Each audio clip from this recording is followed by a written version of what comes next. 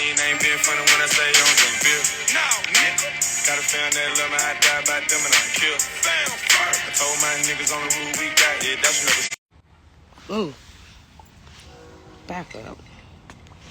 So why? Good morning. Happy Saturday. I ain't never went live and really talk to people, so I don't really know how this works. But I do know, well, I want to talk about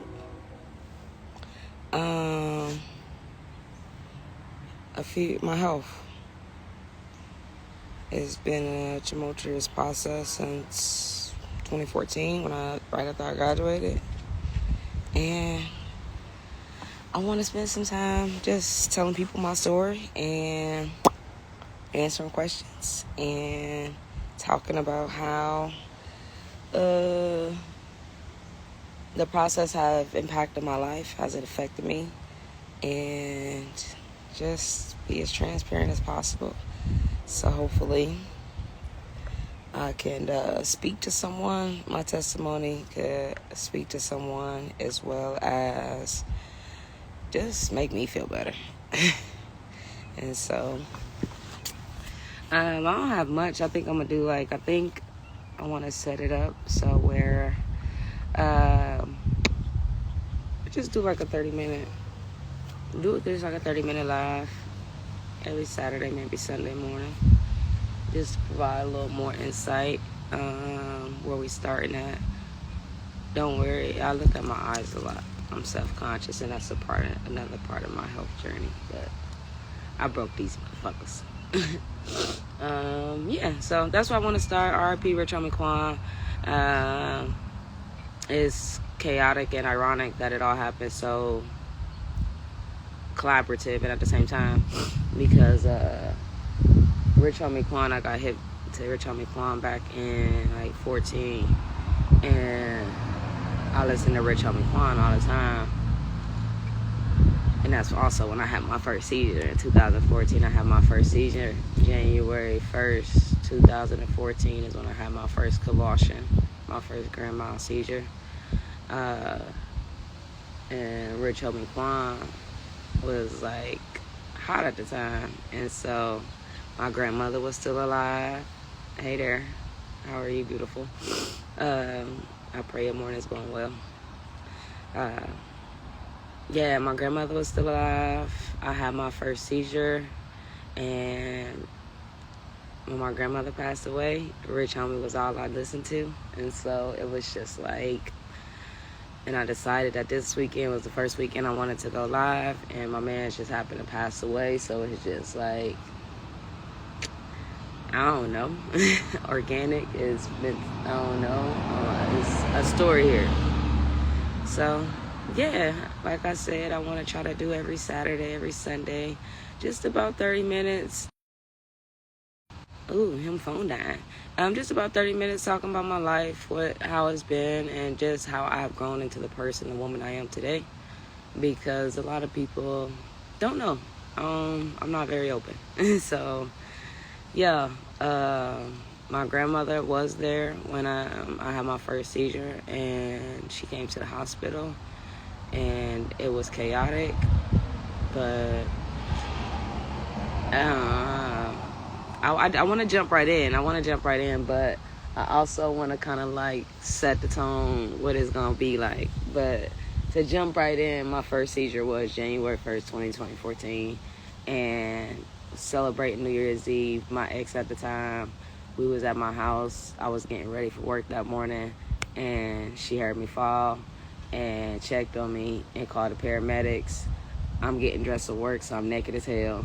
And all I know is that I woke up with some white men yelling at me and my creepy neighbor across the hall standing outside his door trying to make sure I was okay. But he was creepy as hell. But nonetheless, that was my first experience. It was very scary. I didn't even know. I knew sort of, but I didn't know it was a genetic thing. But I knew I had an uncle that was epileptic. And so I'm going to try. I promise. I'm going to try to just keep doing it. But yeah, I have an uncle that's epileptic. He actually plays a lot. My daddy's genes play a lot in this. So But yeah, had my seizure, and shorty, you know what I'm saying, was able to get the paramedics there, contact my family, make sure my family was able to get to the hospital. She made sure I was okay, and of course, throughout the process, they started, sending me to different neurologists, and they said that I have been suffering from two types of seizures. And so I had a grand mal seizure, and I have absentee seizures. And the absentee seizures are a type of seizures I've had all my life. And if you're not familiar, absentee seizures, if you're not familiar but you know me, it's when I stare off and I stop talking. But if you don't know me and you never experienced that, then yes, absentee is when you become absent from the body. So, and it's not long, it's a couple seconds. I'll say about a good 45 to 60 seconds. I just had to snap out of it, or somebody had to call me to get me back into it, and then I would be able to come back, but I wasn't conscious or aware of I wasn't conscious or aware of how to handle it.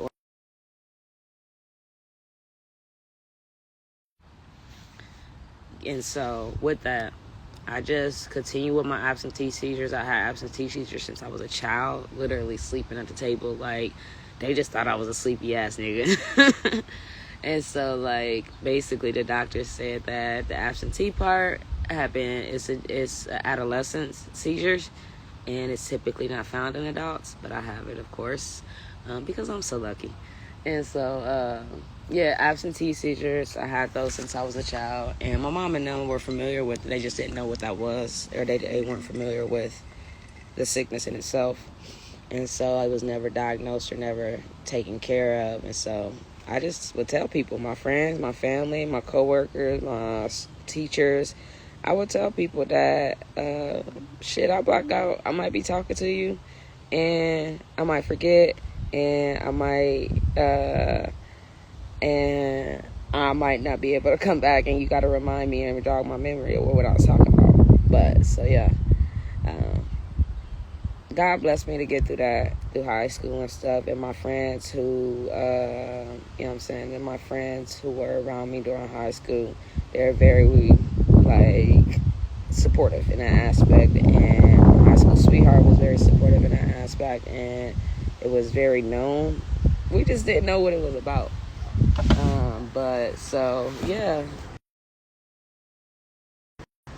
Going to the doctor and seeing the neurologist tell me that I've had these type of seizures, and a convulsion and a grand mal seizure was just another type of seizure that I had, and I got to take all these different medications. Of course, that was trash. And so I started taking all the different medications, and this is 2014, so I just graduated from my HBCU, you know what I'm saying, shout out to K-State everywhere, always.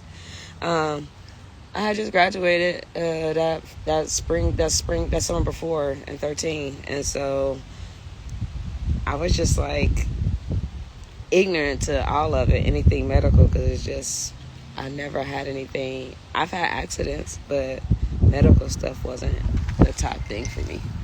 And so, very nerve-wracking, very scary. I started taking the medications. They started giving me responses I was not a fan of.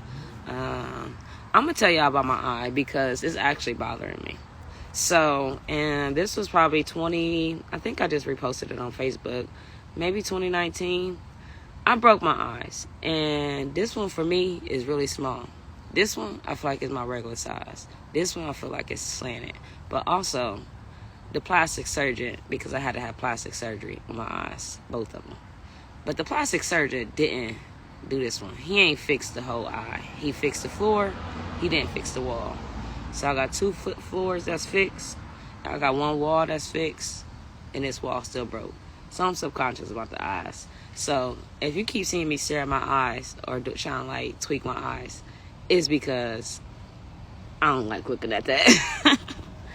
But yeah, the medication was trash. That you know what I'm saying, it had me spazzing out, and I was teaching at the time, and so I couldn't be tripping on them kids like that. And so, I just kept switching my medications and whatnot. But yes, that first year of having seizures and not knowing what was going on with my body, and not being able to express it, or even because I don't have an aura. Everyone asks, do you feel it coming on? Do you know that it's happening? No, I don't. No idea when it's going to happen next. It surprises me.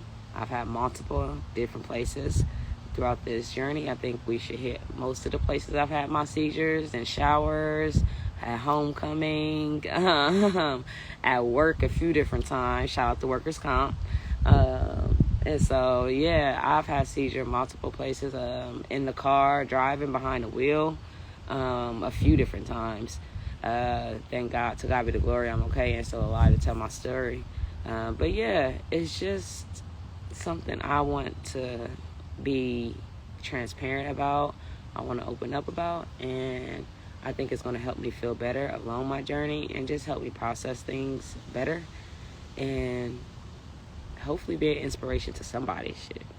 And if it's just one person I'm an inspiration to, then God did it. You know what I'm saying? Like, I just want to give God the glory, because I'm still here and I'm still working through it. And it's been multiple times that I didn't think that I would be here, and that whether it was going to be me doing it, taking myself out, or my medical conditions taking me out, I didn't think I would be here in 2024. So to be here in 2024, to attain the things I have done, and God bless me the way God has blessed me over the years, I'm grateful, I'm thankful, and I just want to tell my story, and I want to be there I want to be able to be a supportive factor to somebody, like somebody that's going through this, maybe not going through seizures, but I also went through depression, I had strokes, I had anxiety, and so, hey there, hey Tirsa, I know you're traveling somewhere.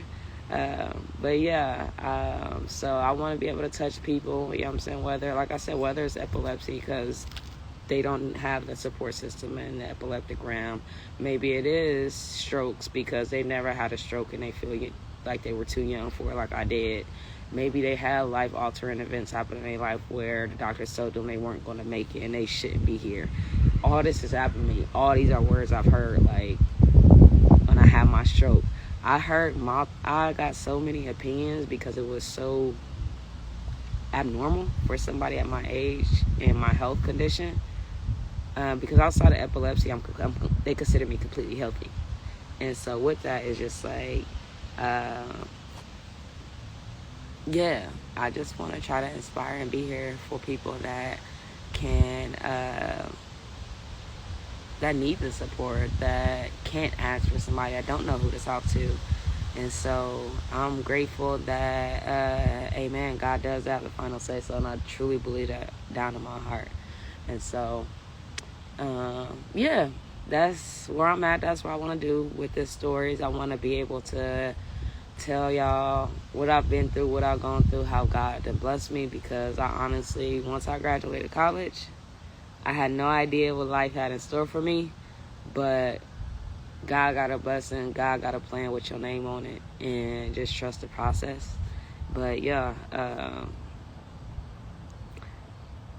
like I said, I wasn't trying to dive right into it on this one, but I mean, I got a couple people in here, and I appreciate y'all. It's not a lot, but I just feel like, you know what I'm saying, even with the people that are in here, I still want to share something. And so, yeah, like the medicine that for 2014, 2015, I finally got on steady medication that I felt comfortable with taking, and that I didn't feel was giving me as many negative side effects, because they literally told me, we can give you medicine that's going to mess up your liver. And I already drink, so I don't really need nothing else to mess up my liver. We could give you something that can mess up your liver. We can give you something to possibly cause the fact that you won't have babies in the future, ever. Cancel out that option. Or we can give you something that just gives you mood swings. So mood swing me, baby. Because who knows God's plan? God's plan, I don't know. Like the doctors always say, like, you know what I'm saying, this can mess up you having a baby or whatnot. But it's just like, yeah, God got the final say, but I also don't want to add that extra layer of, you know what I'm saying, complication. So if I can avoid taking medication that's not going to complicate me possibly conceiving, then no, for real, exactly, mood swing me. Like, and then checking on my liver every 6 months. I don't want to come check on my, I don't want to take medicine daily. I don't want to go to the doctors for regular checkups. I don't want to do all of that. And so, yes, if I can just take mood swings, unfortunately, that's what I got to do. And I just find the balance. And,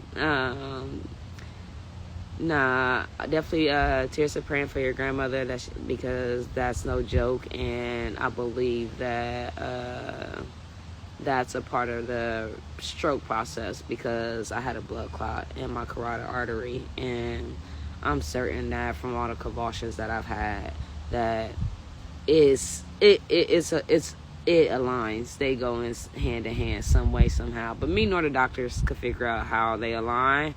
But I definitely, it wasn't an aneurysm, but I definitely did have a blood clot in my carotid artery, which is the result of the reason, they said, possibly the reason that I had my seizure.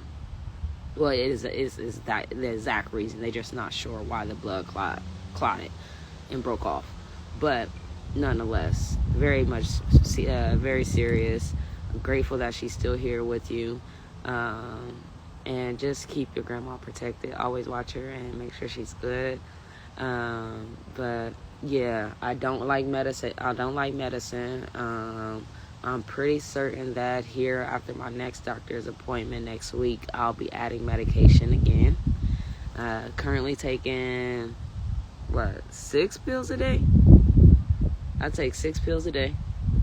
And so, yeah, I get really agitated when it comes to my health, because it's hard. Yeah. So, definitely a lose-lose situation for sure.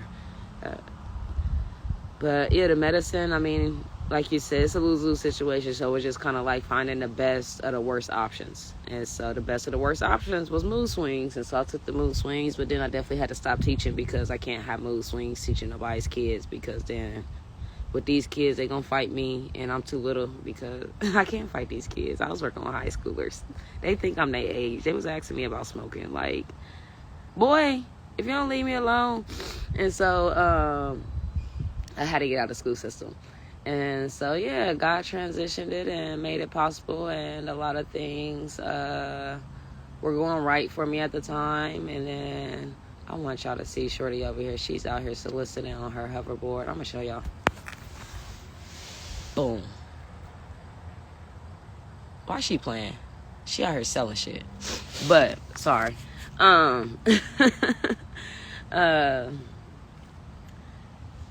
Yeah, it was fried. I'm sorry, I had to show. But, and I bet you she come to my door. I'm trying to get off of here before she come. I wonder what she's selling. But this, our tears to be safe, enjoy. I'm gonna save it for later, and I'm gonna do this every Saturday just to try to keep people in a loop with who care about me. But yeah, so that I started taking medicine, got some stability in my medicine, started working with Enterprise, started growing there. The medicine started to kind of like become less. I can't think of the word. Honey, hustling on wheels. You better say that, because she's zooming out here. But the medicine became less effective. That's what I wanted to say. The medicine became less effective, and it started to, like, I didn't know I needed to get it recalibrated, and so it started to impact me, and I fell into a depression before I was able to get the change I needed. And so I guess that takes us into like 2017, 2018. And it's been about 25 minutes, so that's like good timing to cut it off, I think, and hop back on next week and pick up on depression and 2018 and what happened going forward from 2018 through COVID, and how I made it alive through COVID, because baby, I wasn't supposed to be here. I wasn't supposed to be here. So it's gonna be great. Y'all have a wonderful Saturday. I love y'all. I hope to see everyone smiling. I'm going to watch a couple stories today to see what y'all doing, because it feels good out here. We got some fall-like weather in Ohio. So you have a wonderful day as well, beautiful. I love you always. Always, always love you, Nani. So don't forget it. Hit my line when you're ready. But yeah, y'all have a great Saturday. Touch bases with me if you have any questions, if it's any topics or anything personally you know about me that you want me to touch on. Message me, let me know. Me and Shorty is out. Bye. She said bye. So we out. Have a beautiful day. Sun to ice, Thailand. I don't really know how to end it, so give me a second. But hey, new watcher.